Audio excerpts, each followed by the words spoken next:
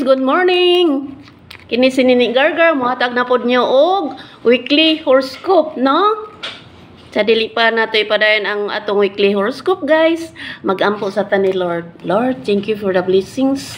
Thank you for the gift of life. Thank you for everything in Jesus' name. Amen. And Father, the Son, and the Holy Spirit. Amen. So guys, atong ipadayon na ang atong weekly horoscope. So, ang nataw sa January, kalit siyang nahaoknol sa mga bayranan. Uy, mahimong mahanaw iyang problema kung dunay mo bayad sa iyang milyones. Then, kinahanglan siya nga magpa-check up sa doktor kay na siya gipang bati lagi sa kuto-kuto, dughan og tiil. Mao na ang horoscope karon sa January. Then, February, kalit siyang nahakurat, ngawa na siya ikas.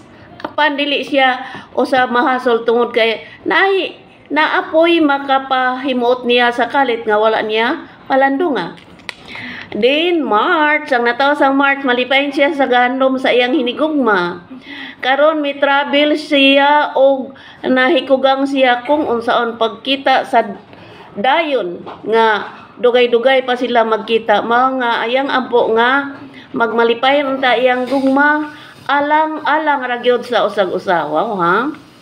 Then April, ang April mahimot anon og malipayon karong adlaw kay nakadawat siya balita nga makalukso siya sa tumang kalipay. Then May, ang May usab duna siya pag-alagad karon. Nasol siya sa mga bayranan apan tungod sa iyang mahimut-anon nga gugma, murag wala lang niya. Pero sunod si Mana, makadawat siya og kas, nga wala siya magtuo nga madawat gyud niya, kana nga maong kas nga ubay-ubay gayud. Maong. Then, June, ang June, usa-usab kini katalagsaon siyang pagbati kay tungod sa iyang panabang. Sa ubang tao, nakadawat siya nindot nga surprise alang kaniya. Unsa ka ha? Din July, ang July, malipayin siya kay tungod sa mga blessings nga nadawat niya. O mahimutaan og malipayin siya na kung siya adunay mga blessings, doon ganti alang sa naghatag ni ini. Din August, ang August aduna po'y pag-alagad karon. Malipayin siya tungod sa iyang pag-ihap-ihap nga doon moabot niya nga ubay-ubay ged og ikalipay kini niya pag-ayo. Then, September, ang September aduna po'y pangandam alang sa paglawig. Ug aduna siya pangandam aron sa pag-asinso sa panginabuhi.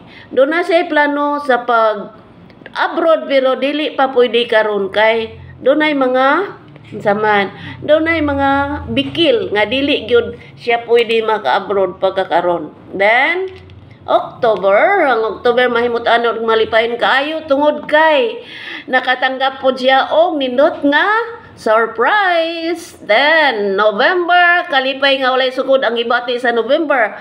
Kay nakita gyud niya unsaon pagduol sa tawo nga mahimut sa iya og malipayon siya sa mga balita og sa nadawat niyang ganti og kalampusan. Congratulations, November.